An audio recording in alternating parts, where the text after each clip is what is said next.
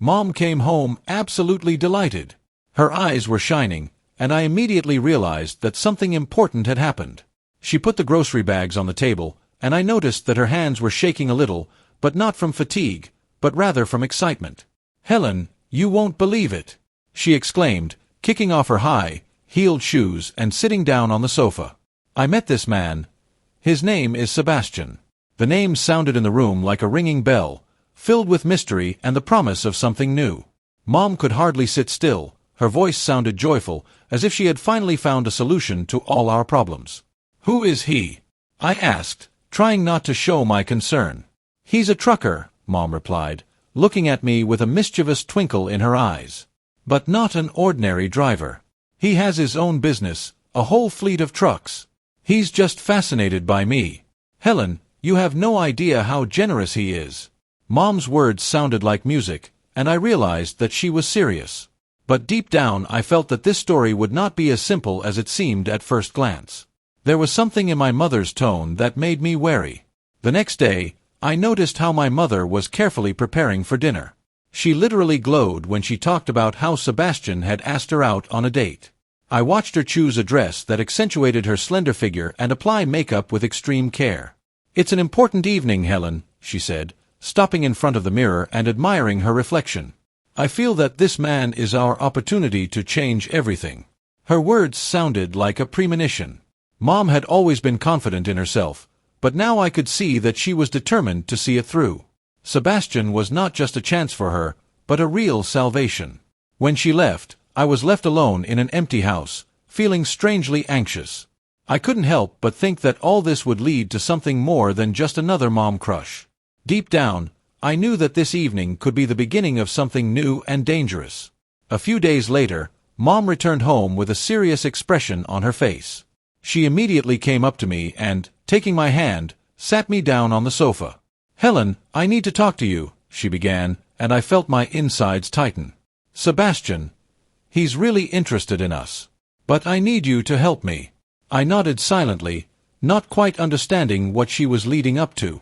"I want you to be there too," she continued, her voice softer, but there was tension in it. "You know how he looks at you, Helen. I saw his look, and I'm sure we can use it to our advantage." Her words sounded unexpected, like a cold shower. I couldn't believe she was seriously asking me to participate in this. But her determination was adamant, and I knew I had no choice. "What do you want me to do?" I asked, trying to stay calm.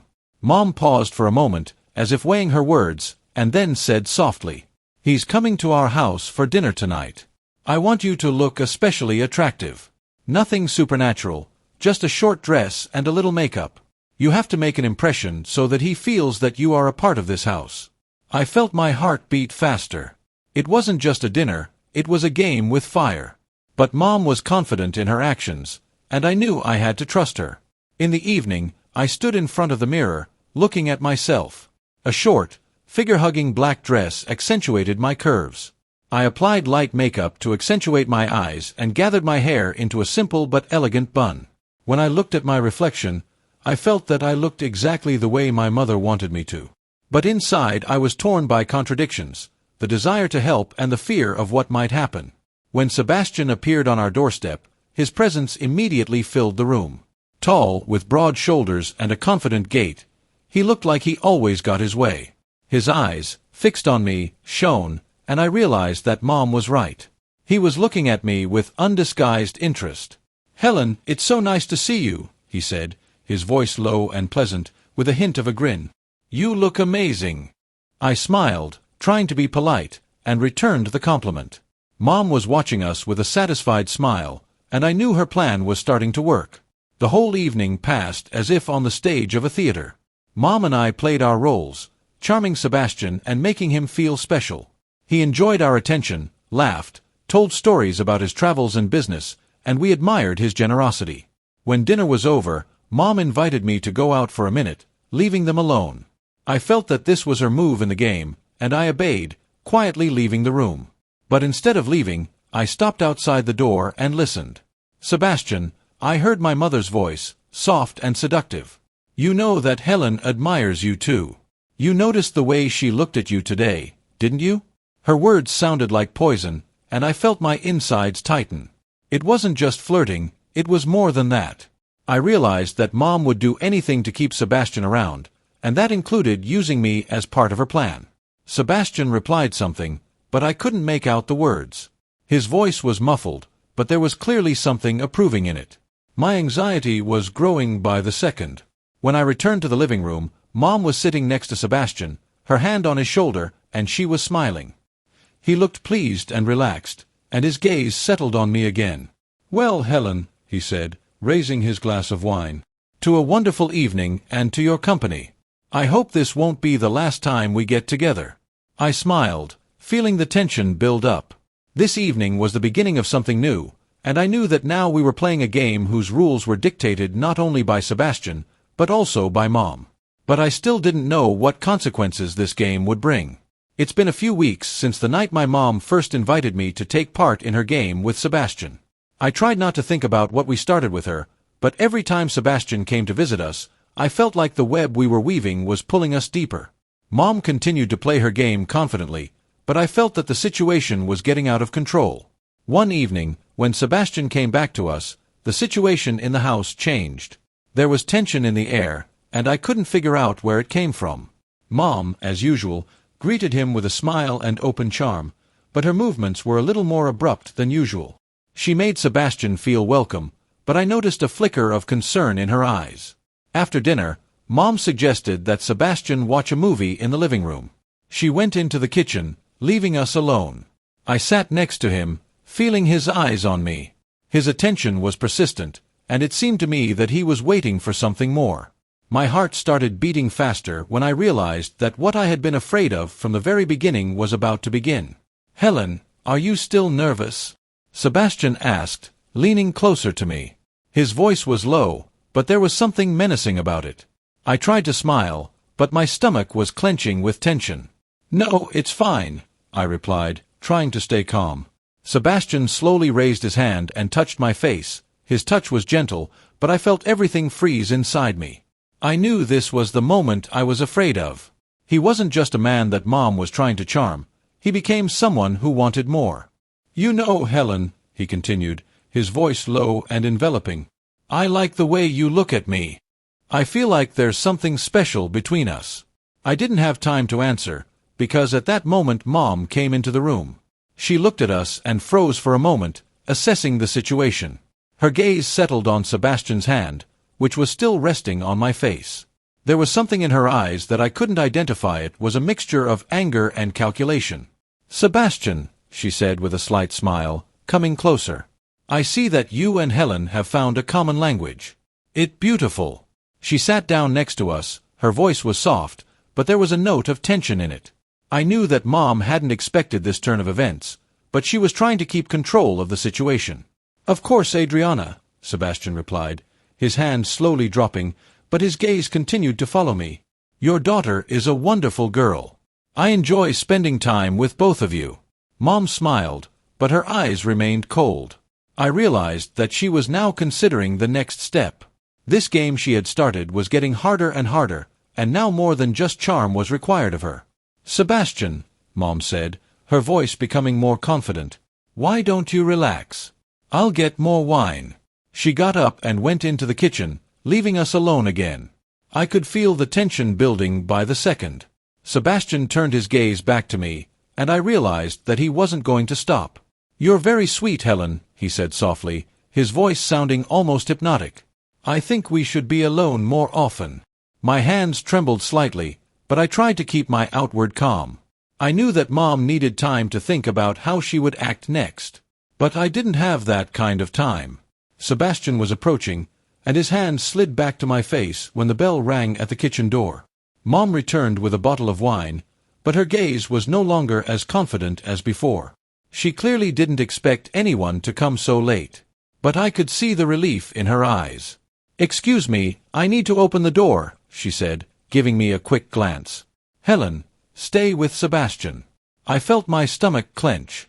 Mom left me alone with him, but I knew she had no other choice. She left, and Sebastian continued to look at me, his gaze becoming more and more insistent. "You know, Helen," he began again when Mom left the room, I really think we need to spend more time together. You don't mind, do you? His voice was low and enveloping, but there was something dark about it that made me shudder inwardly. I tried to answer something, but the words stuck in my throat. At that moment, Mom returned. Her face was slightly tense, but she tried to smile. "Helen, Sebastian," she said, looking at both of us. "I'm sorry, but we're going to have to interrupt the evening. I have urgent business." Her voice was firm, and I realized that she had found a way out of this situation. But Sebastian didn't look pleased. He stood up, his eyes rested on me again, and I felt his gaze penetrate to the very depths of my soul. "It's a pity," he said, his voice dry. "But I hope to see you again, Helen." He looked at his mother, and his expression softened slightly. "Adriana, thank you for a wonderful evening," he said, approaching the door. "I'm looking forward to our next dinner." When he left, Mom closed the door and sighed, as if throwing a heavy weight off her shoulders. She came up to me and hugged me. Her hands were cold, but there was care in her embrace. "Helen," she whispered, "I'm sorry about all this. I didn't know it would go this far. I didn't know what to say." Mom looked tired and worried, and I realized that this game had turned out to be something more for her than she expected.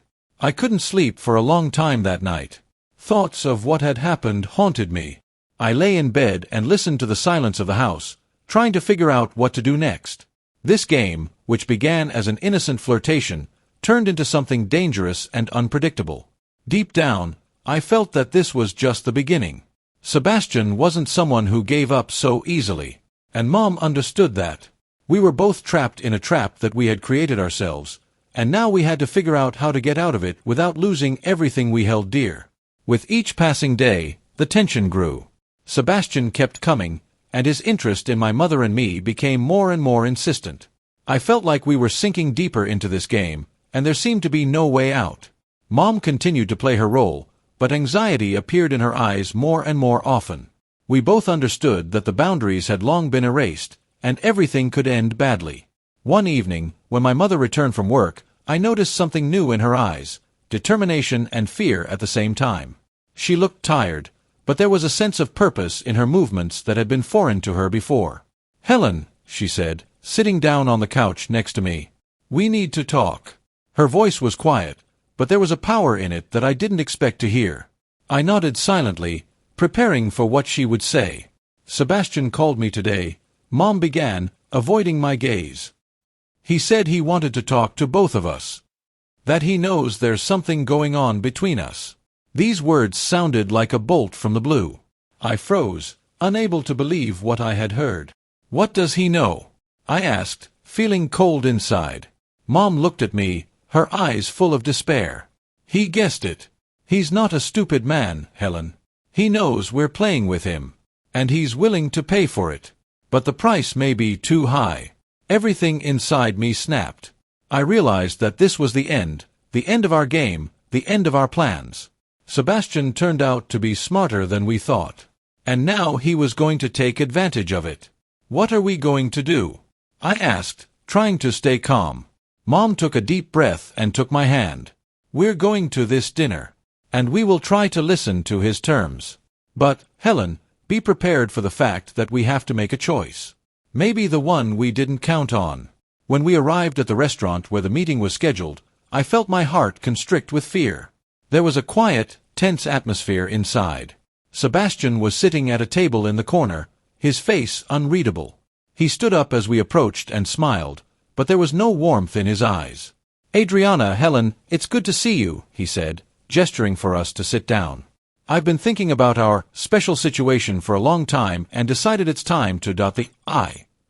Mom sat down opposite him, her gaze was focused, but there was something new in it, readiness for battle. I sat down next to him, feeling the tension fill the space between us. "Sebastian," Mom began, her voice calm, "if you want to talk about what happened between us, let's do it openly." Sebastian looked at her with a faint smile. "Of course, Adriana. You've always been an honest woman, and I appreciate that about you." He leaned closer, his eyes twinkling. "I don't mind your game. On the contrary, I even liked her. But I want the rules to change." Mom froze, her gaze turned icy. "What rules do you have in mind?" Straight and clear, the way you like it, Sebastian said, leaning back in his chair. You will both stay in my life, but on my terms. In return, I will continue to support you financially. We're all winning. I felt a lump in my throat. Sebastian didn't just offer a continuation of the game, he offered a deal on which our lives depended. I knew Mom heard it as clearly as I did. And I knew she wouldn't agree.